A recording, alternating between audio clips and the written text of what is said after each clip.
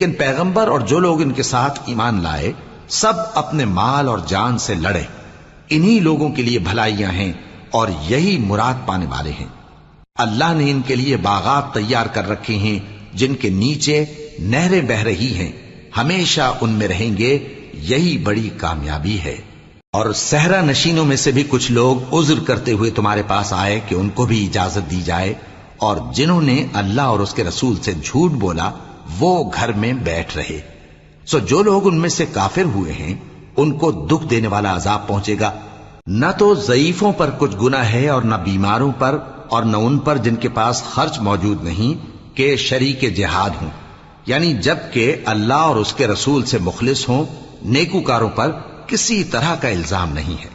اور اللہ بخشنے والا ہے، مہربان ہے۔ اور نہ ان بے سر و سامان لوگوں پر الزام ہے کہ جو تمہارے پاس آئے کہ ان کو سواری دو،